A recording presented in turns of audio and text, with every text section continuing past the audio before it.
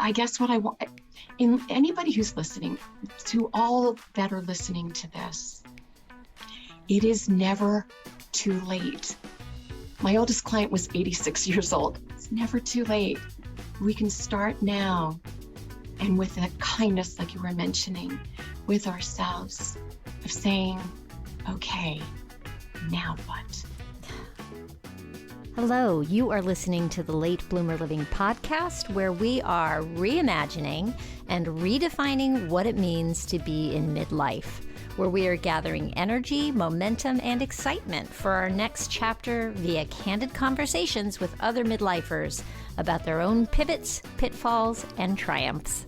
I'm Yvonne Marchese, your host, and I'm so happy you're here. Hello, my friend. How's your new year going? Are you full steam ahead? Or have you already hit some road bumps? Wah, wah, wah.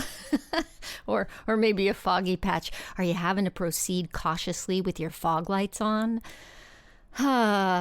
Frankly, that's kind of where I am so far this year, but I am not giving up or giving in so soon. I have some big plans for this year, and I'm really excited about them, so I am not going to let some piddly road bumps stop me. I will forge on with my little tiny baby steps. There, I've said it. And one of the things, by the way, that I'm really excited about for the coming year is the plan that I've made with my good friend Lou Blazer to collaborate on our podcasts. Because over the past couple of years, as we've become friends, we've also become so closely aligned in our mission to rethink what's possible as we age. If you missed last week's episode, go back and give it a listen. We talk about getting smarter about goal setting, and we also announced that we will be making quarterly appearances on each other's podcasts. And the other thing that I'm super excited about is that this podcast, Late Bloomer Living, is now officially sponsored by Lou Blazer's fantastic newsletter called Midlife Cues.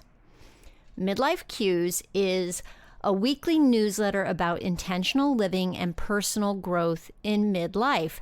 How spot on is that? Every Sunday is a new issue that comes to your inbox, and Lou explores a specific topic that's relevant to us midlifers, supported by carefully researched resources and tools to help us apply the idea into our lives. It's written and published by Lou, who built a career in corporate America as a management consultant and IT leader.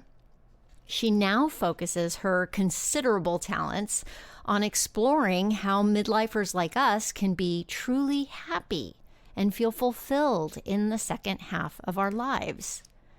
I eagerly look for it every Sunday morning, and I have to tell you, I often get ideas for this podcast from Lou's newsletter. So, if you like what you're getting from this podcast, I guarantee you will love Lou's newsletter. You can subscribe at midlifecues.com. And if you're driving right now or you have your hands busy, don't worry. I'll have a link for you in the show notes. So we do have a guest for today's episode, and I'm thrilled to be able to introduce you to Beth Kiel. I met Beth through our mutual friend, Jack Perez, who is the founder of Cool Life, which is a platform for midlife women with a mission to normalize aging. Beth and I are both contributing bloggers for Cool Life, so when I met Beth and spoke with her, I knew you needed to hear her story.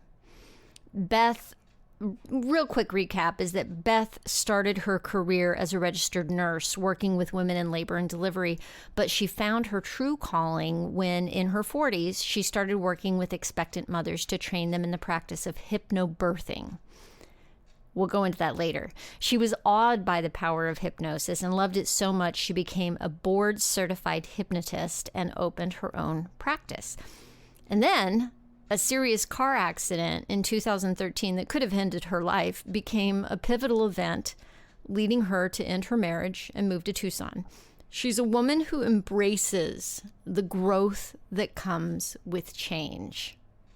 And that's why I have her here for you today. Okie dokie, without further ado, here's Beth Kiel. Let's go. Hey, Beth, thanks so much for being with me today. My pleasure. I've been looking forward to this. Well, it's awesome to have you here. So, let's just dive right in. I know that you started off as a nurse, as an RN, right? I had a And little bit even before the RN. I was in working in women's healthcare, okay, uh-huh. and so I worked at a women's health center. So I would do after they saw the nurse practitioner, I would be the person who went over information about any medications, birth control. I went into schools, talked about sexuality, choices, and contraception. And there was a nurse practitioner, Jeanette Hofstetter. I remember her last name now.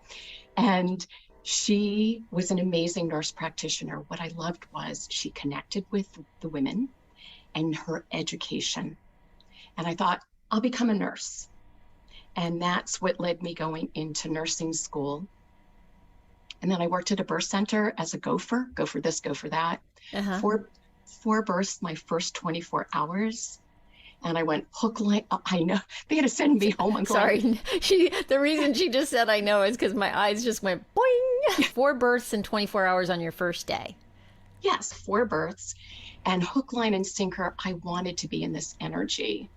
And I think I attended 11 births in a month. They ended up paying me because of just what I did. And I just picked their brains going, so how do you tell this? How do you know that? How's this, that? And this steered me I wanted to be with pregnant and birthing women. I was very, very clear about that. So that proceeded. So I've been working with women for a very long time. And then being a nurse was one of those times that things shifted because there was something else that I needed to open in my life. How long were you doing the nursing work? And were you on like the women's floor? Were you on the maternity ward as a nurse? So I worked high risk obstetrics for a year. I just had questions about different things, but learned an awful lot. And then I went to another hospital, worked labor and delivery within a hospital setting, strictly labor and delivery, did that part-time for a year, and then full-time in Philadelphia, Methodist hospital that no longer does births. And I did that for 2 years. And then I went as a community nurse for 14 years. And I was in the element where it was one-to-one. I got to know most of the women who were on my caseload and got to be with them during their pregnancies.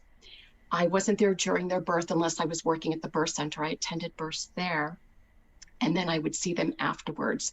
I loved it because, and I think this is woven into who I am and what I do, is I imparted to women, your prenatal care isn't what I'm doing, midwife or the doctor. It's what you do. How are you eating? How are you taking care of? That's yours, not mine. That's so amazing. At what point, I know you started, did you leave nursing to start the hypnobirthing? No, that was concurrent. The hypnobirthing, when I worked at the birth center of Wilmington, they had a hypnobirthing instructor. And I got to meet her, and I had clients. I attended births at the birth center who were using hypnobirthing. I had just said to somebody, I'm going to become a hypnobirthing instructor. Can I stop you for 1 second? Because I just want to ask, Yeah. I want to get clear as to what is hypnobirthing? Well, that's a good place to start. So I'm so used to it. So it's like, of course, people know about it. So hypnobirthing is the Mongan method. That's the certification I have. And it is using hypnosis as the cornerstone for women to be calm, relaxed. And in that way, the body's awareness of discomfort or pain shifts. And so it is learning hypnosis with this curriculum for women to be aware that they had choices, to use their own abilities to bring themselves into hypnosis, which is not rocket science. It isn't. And that's the curriculum. And then showing them videos of women having hypnobirthing births. And it amazed me when I saw that during the training. I learned things in my certification I never learned as a nurse in the hospital Yeah. and in nursing school. Oh, I So, totally believe it. I mean, traditional medicine is amazing and fantastic and limited, like yeah, anything, right? Any particular practice, you dive into that thing, I think, and then and to the exclusion of so many other possibilities and things. So I can totally see where you would never have been trained on any of this, right? no, not at Yeah. all. So Yeah. that led me. So I did that because the person teaching hypnobirthing came into the coffee shop that I had announced to this friend. I'm going to become a hypnobirthing instructor. In comes Anne. She says, I'm leaving the area. Do you want to become a hypnobirthing instructor? You'll teach at the birth center. The fee will be paid by the class that's coming up, and you have permission to start teaching that immediately. I was able to do that with the organization. And then she said, do you want it? And I went, yeah. And then looked at her and said, yeah. I didn't have to make a phone call, didn't have to do anything. And Wow, I that's loved amazing. it. It was really, and then that became the point of, in hypnobirthing, you teach the curriculum. You're not certified to be a hypnotist or hypnotherapist. And so if a woman had issues that were coming into about her birthing, meaning she had a previous birth experience, that somehow she felt overwhelmed, wasn't able to process it mentally, emotionally, physically, energetically, that's one way of defining trauma. Hmm. If a woman had been inappropriately touched younger in her life, or felt she had no power or whatever, I wanted to be that person. And that's why I certified in November 2002. I certified as a hypnotherapist and have been in practice for over 19 years now. That's amazing. So I think when we first spoke before today, I think you were in your 40s when you started doing the hypnobirthing, right? Yeah. And then how long was it before you went and got certified for hypnotherapy after that? February of 2002 was hypnobirthing. November was hypnosis training. Okay, so really close, real on the heels of that. Wow, wow, wow. Yeah, I And when wanted did you more. start your general practice? I had my first client 2 weeks or a week after I came home from my training. I emailed a friend. I said, you're going to want to work with me. What do you want to work on? So she let me know the changes that occurred for her translated in her life, even now, 19 years later. And I knew this is what I wanted to do. So I started to see clients.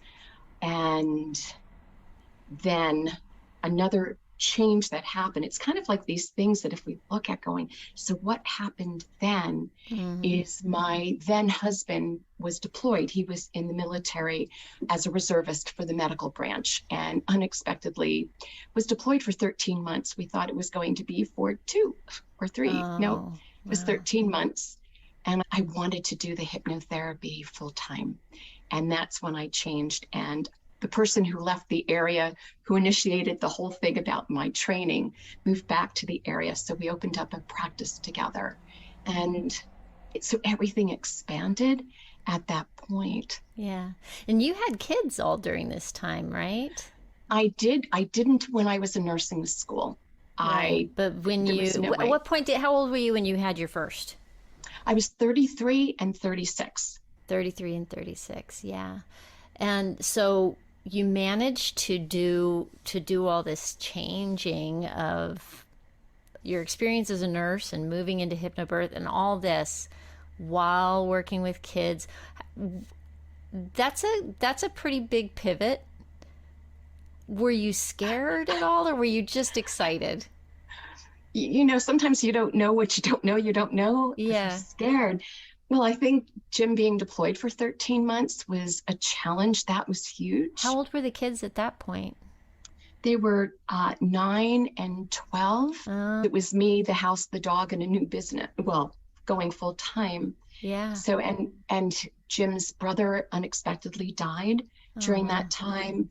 And then his mom, who lived in Pennsylvania nearby where we were, um, was diagnosed with pancreatic cancer. Oh, wow. So all of that happened. So I don't think I was afraid. I just knew I was done working as a visiting nurse and I needed something different. So I think there was just a lot of change going on, and single parenting. Yeah, it was a big time. Yeah. So afraid, no, I think there's a weave in it. The core of how can I be of support? I had a client many years ago. She said, "You're a midwife of the soul." I thought I was going to be a midwife in this lifetime. And my hypnosis, the work that I do, I am midwifing as people give birth to who they truly are. In whatever way I serve, whatever way is needed, that's what I do. That's who I am. Yeah. Wow. Yeah. I can see that. I can see the energy that goes along with what you're doing and how that, you can tell when somebody's doing something they love, right? Yes. Yes, absolutely. So there's one more thing that, that I think was very pivotal that I want to make sure that we talk about was your car accident. Because that led to some big midlife changes for you further on down the line, right? Absolutely. So I was already aware that I felt alive in all aspects of my life except in my marriage. And I'm not putting the blame on Jim. We co-created. We got into patterns with each other, and that's how we created our relationship.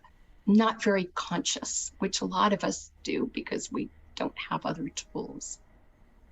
And so when the car accident happened, and I have July 28th of 13, I got T-boned on I-95. Didn't mean to be on I-95, pouring rain like a monsoon. And somebody was speeding up. I wasn't, right-hand lane, and she T-boned me. And I went across 2 lanes of traffic, headed to the median, cement median. And in those few seconds, one, I didn't want to kill my husband. I didn't want the airbag because there's acid in it. And I didn't want that. And then thinking, this is all in seconds. What do I do? And I went, well, if it's snow, you would go into it and move. And so can I be explicit in my speaking? Because, Yes. And I went, fuck, this is rain. And I just go like this on the steering column and ended up hitting the cement median with the driver's side rear end of my Highlander. And, you get that breath in anytime there's a trauma. You breathe in and that exhale never leaves the body. Mine didn't for some time. And then it was later on that day that a really good friend of mine said, "You could have been killed." Yeah, you could have been killed. And I took that in. And that's when I could I've made my marriage work? Absolutely. There are ways we could have, but I wanted to be alive in all areas, including a relationship that had commitment to it, whether it be a marriage or whatever, and it wasn't there. And when Jessica said you could have been killed, I didn't want to die that way. I didn't. I couldn't. So it took me a year. It wasn't like, oh, no, it took me a year because I thought, okay, let me work with it. Let me see. Plus, I wasn't able to, with the trauma of the car accident, to even address that because I didn't feel safe already. Yeah. And how long had you been married by this point? I mean, we got, okay, somebody will do the math because it won't be me. We had been married in 87. Yeah. And we lived together 7 years before then. So I guess 1980. Yeah, so it took you a year because, my 33, goodness. yeah. 33 years. You'd been together probably most of your life by that point. Absolutely. Yeah, also not good at math, so I'm not going to do the math either. But it was about 33. It was 33 years we'd been together, from living together to this time. Yeah. Yeah. And, we did, there's so many things that I now I'm more aware of that I had no idea back then. And I blog about it. I blog on intimacy, romance, sexuality. And these are things that because it's more than that. It's all of who we are that enter that phase, that aspect of ourselves. And so, yeah, I needed a year. And the pivotal time for me was another good friend. I had gone out to lunch with her and I said, I feel alive. I am alive in all areas of my life except my marriage. I'm going to give it a year. It felt like I needed to give it a cycle of something. Mm-hmm. And she said, even if Jim did the work, and for her, the framework was counseling, mm-hmm. will he be where you need your partner to be? Well, here's another inhale. Then I went, oh, like the answer was no. And the out breath, I said, I'm getting a divorce. Like I hadn't planned on it. I didn't plan on saying it. And I went, oh God.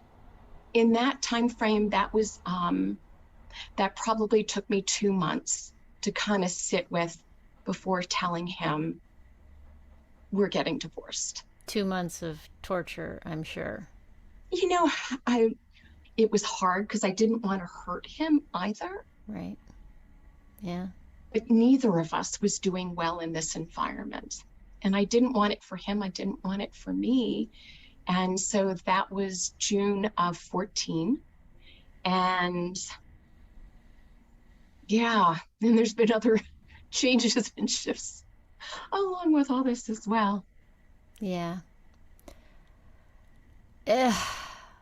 I'm just thinking about how hard that would be, all those years. How do you walk away from that, and how do you do it without destroying and honoring a little bit of what was there, right? Because you didn't. Absolutely. Right? You want to walk away from something like that. I imagine it sounds like you love him and have respect for him, but how do you? The love, I'm not so sure. Okay. I'm going to be very honest. We've been separated since, like I said, the June of 14. Mm-hmm. He didn't want a divorce. It worked for both of us. And then I picked my life up and I moved to the desert in Tucson, Arizona.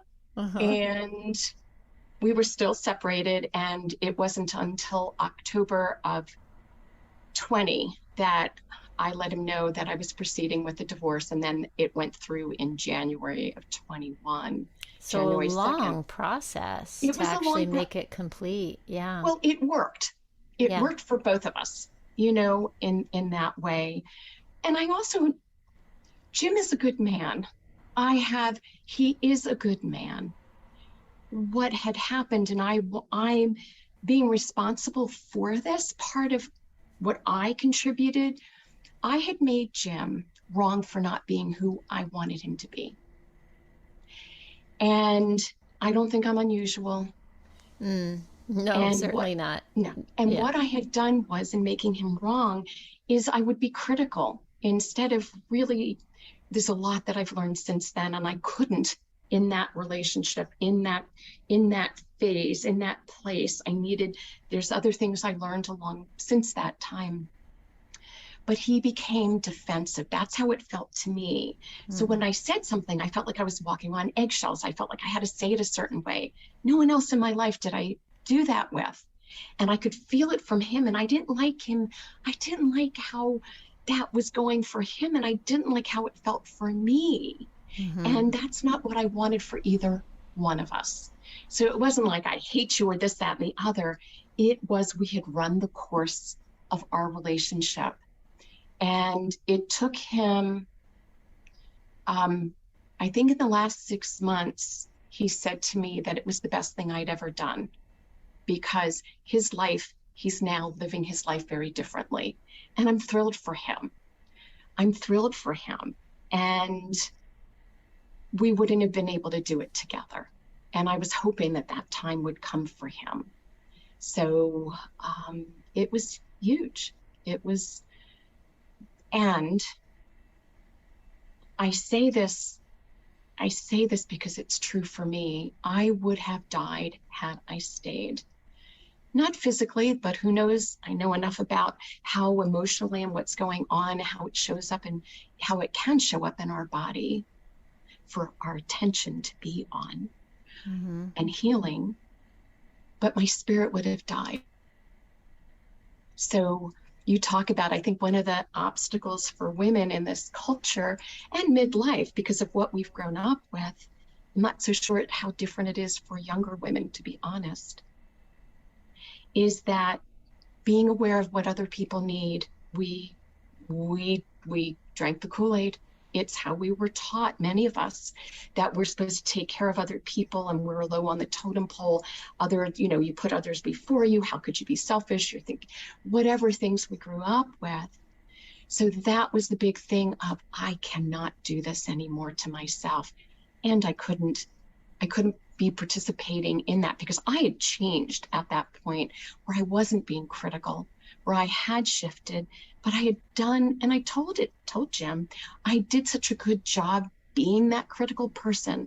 You could no longer hear me when I did change. Mm-hmm. I can't help but think about this massive change that you made that led you to Tucson, and the courage that goes into ending a marriage. I'm just going to say it takes courage. Not everybody's got that or can tap into it until, I think it's having that car accident. It taps you into your own sense of mortality, right? Yes. And sometimes that's exactly what we need to shake us up and wake us up and set us on a new path, is to think about how short life is and what do we want it to look like, right? Am I on target with what was happening for you? That's exactly what it was. More my mortality, and with Jessica saying you could have been killed, that was just like. And then you you realize you're walking around like a dead woman already anyway, right? Like in a way, marriage, in that aspect, right? You have all this other stuff going. Yeah. And then it becomes unacceptable. Yeah.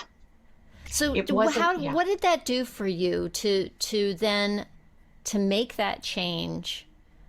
How are you now? Wow. I jokingly but seriously say I came to Tucson to be sandblasted. Having grown up in the Southwest, I grew up in El Paso, Texas, completely know the sandblasting thing, because every spring is like, in El Paso, there was not a real delineation of the seasons, but you knew it was March when you were being sandblasted. Because that's when the winds would kick up and you'd be wearing shorts because it's already hot. And the sand on the back of your legs. Oh my gosh, it's a sensation I'll never. Okay, so you came to Tucson. Sorry, I went. You really tapped me in there.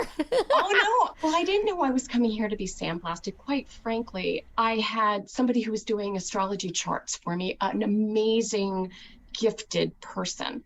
And he would always say, you need to be living where you're supposed to be living. You don't want to be under a Pluto-Saturn line. I don't know how many listeners understand that. I was under both back east. You don't want either one. I'm intersected. And he was just saying that if I stayed, because I was coming to a time called the second Saturn return, which is around 58, 59 years of age, you need to be living where you're supposed to be living.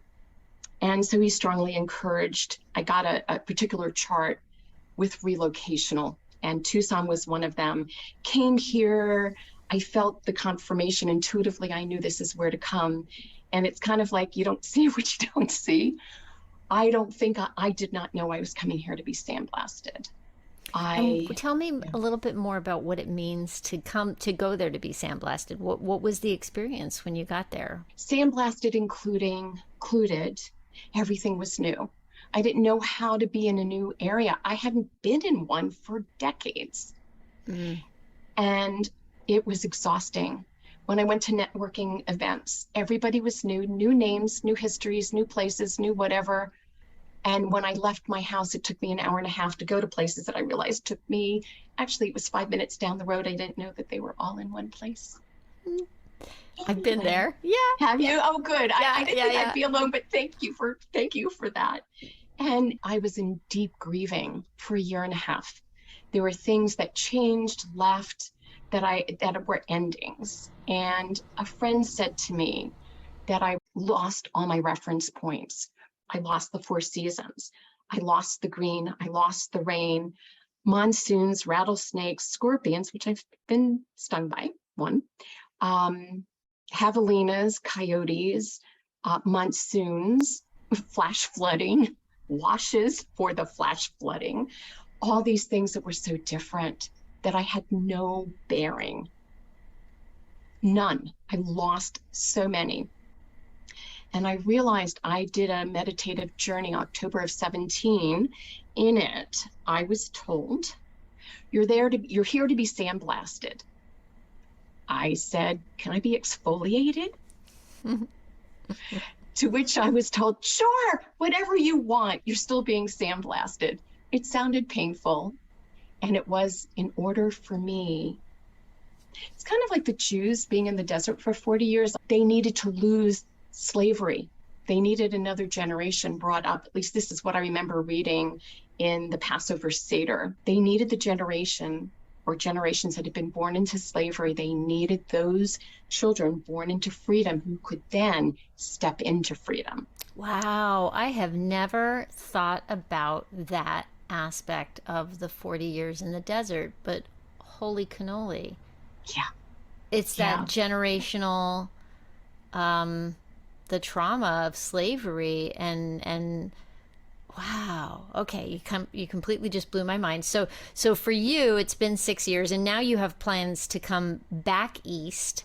Does that put you back under the? Sorry, I don't know much about. No. I'm not moving to the Northeast. That's the place I can visit. It's a place that when I'm editing, writing, I'm doing great place because there's heavy restrictions and energy. I'm looking southern. I'm looking to North Carolina. It's green, it's got water, it's got trees, it's got bears, it's got other things too to it. Fine.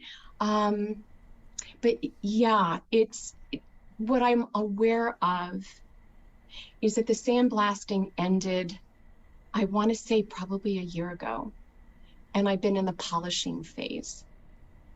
And in order for me, just like using that reference of Exodus, of the Jews leaving Egypt and being in the desert before they could go to what is referred to as the promised land, or the land of milk and honey, they had to lose that. It's kind of like if we think about being reborn. In order for us to move into another phase, as you said, you look about midlife women, what made that change? What's been this? Is that something had to die. And that doesn't mean that there isn't sadness, but there needs to be, like the phoenix, there's death and rebirth. Yeah, that's everywhere. I mean, that death and rebirth, it's in nature. We cycle, things die, they go back to the earth and feed the new things that are coming up, and it is just part of the existence of being human and being on this planet. But we've been made afraid of what we're losing. Again, the cultural part. I think of Mount St. Helens when it blew, I think back in the 70s or the 80s. Oh my God, it only went to one side, and what it's going to be, these trees, it's going to be desolate. What they found is that there were seeds in the ground that needed heat to burst open. The canopy stopped these trees from ever growing because they overshadowed. So the topography, the vegetation changed because there was this shift.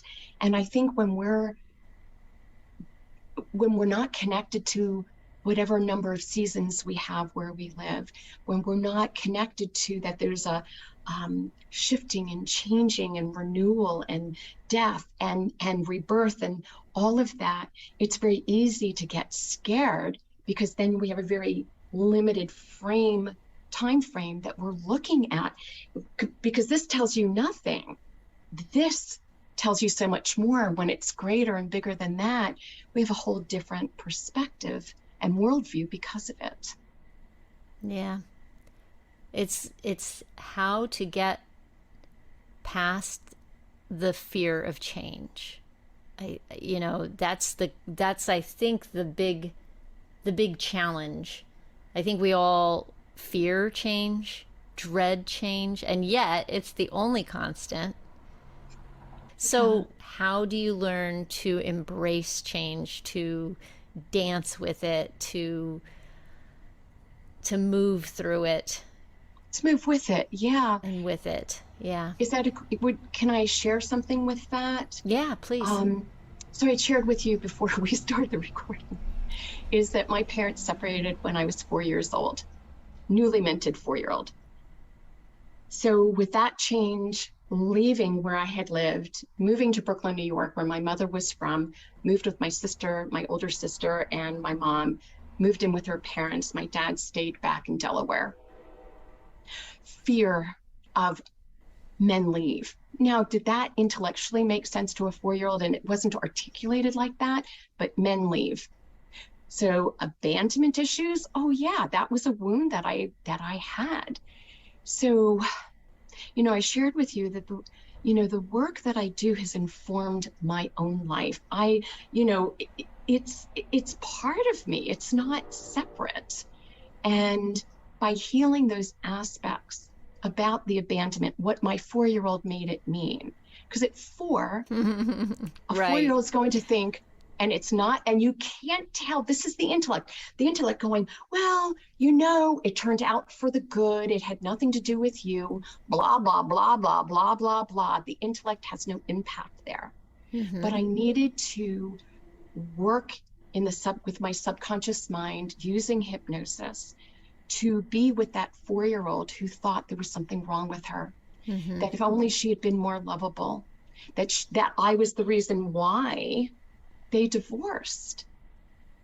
Now that is reasonable. That is so what a 4-year-old is going to think, even older. The analytic can't change it. So by really clearing that and healing that in different ways, it has been a way that, does it mean it doesn't come up at times? There are times it goes, oh, wow, but it takes more for that to resonate, for that to trigger. And I more quickly can go, I know that's the little one, my 4-year-old next to my heart going, I got this, honey. I've got it. You just stay next to my heart. And because I have created pathways for these responses, it shifts really quickly. And other things do come up. It doesn't mean that sometimes it takes a hell of a lot more. But it's another layer and level of healing and clearing and understanding that it allows me to have. So did I answer your question? I might have circled. No, yeah, you did. It's that we make, I think what I'm hearing is the idea of all of us have things happen as we're growing, and our child mind, our child self makes decisions about that and forms its own ways of protecting us, right? Yes. And until we come to be aware of that we're doing that, then we don't have any power over it. Right. We are not able to change it because it's still in motion. Yeah. And we can't think ourselves out of it to read more, to this, that, and the other. I've never met a person to be a non-smoker who said, really, they're bad for me? Never. You know what I mean? So they know it, and then they feel shame because they know better. But yes, you said it so well. It's the child's perception that has thoughts, the perception, and the then decisions that are made about how the world is. And I'm just thinking about the people I've had such the honor to midwife them in the work, is that this is part of what we do, because that discovery is aha, like they didn't know it. And then we work with it in such a deep way that something else is created. And that plan starts at a very young age, not consciously aware of. So whether it be a car accident, whether it be a bump, whatever stirs the awakening to kind of go, where am I in my life? Like, how did I get here? Type of thing. Those are the opportunities for shift. It's an opportunity for something to be different. And it doesn't mean it took me how many years to do all this. And how to not judge ourselves for the time we need. Exactly. Right. The judging is I just call it the thought loop in my head of, feeling bad about something, then judging myself for feeling bad about something, feeling bad about that feeling. It's like it just is like a downward spiral into awfulness. It is, and it's a pattern we learn very young because we didn't come into this life with the judgments. We had to be taught by people who also use that framework unknowingly. These things have been passed down for many generations. They just didn't start with us. But it's so easy when we don't have somebody say the emperor has no clothes. Let's look at the school system as a framework. Henry Ford started it. It's a whole other conversation, not going there. And it's been around for so long, we don't know that there was a time before it. This is lost to us. This is what we know. Remember, we talked about how much are we going to look at. If we look here, you could miss that there's a whole bigger context, that it started decades, even centuries earlier, that we are still living in. Yeah. Wow. Amazing. I think we probably are at a good stopping point. And I think what I've taken from the conversation with you is the idea of accepting and being kind to that 4-year-old, and yet the idea of telling it, thank you, and I got this. Is that the nut of the work that you do you think? Or what do you think is the nut? Going to the root cause. Going to the root of what is it about? And that allows next, when that work comes, when that happens, that little one, working with the little one is an aspect to it. It's part of the process. It's the awareness of the perceptions, not through the intellect. It is, what's the little one make it mean? That coming to light, that clarity, that understanding. To what are the triggers, which are relationships, certain relationship dynamics, situations, and feelings.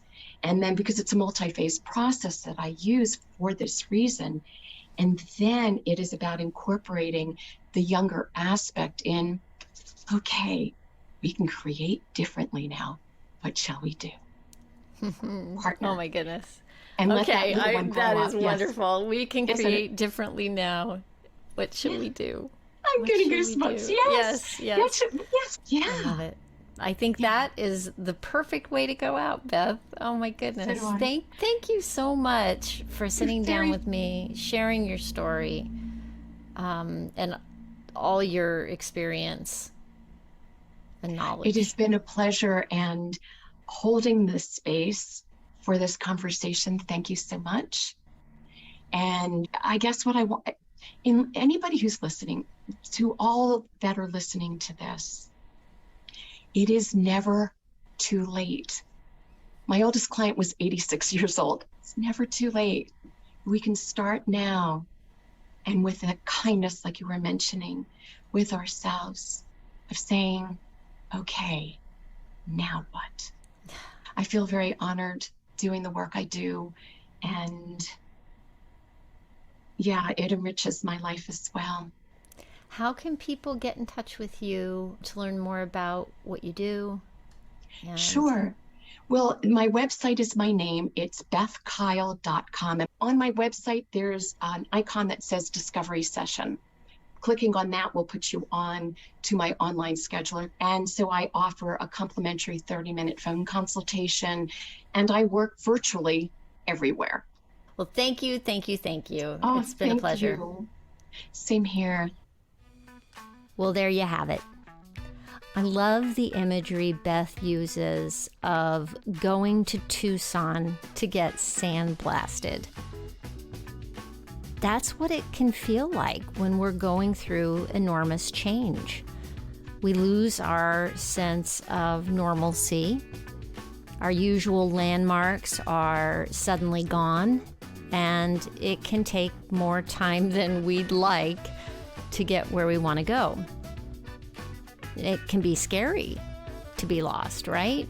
Remember the days before GPS when you'd get directions to a place and still you'd get lost? Here's the thing though. The process of finding your way to that place means you probably won't get lost going there again.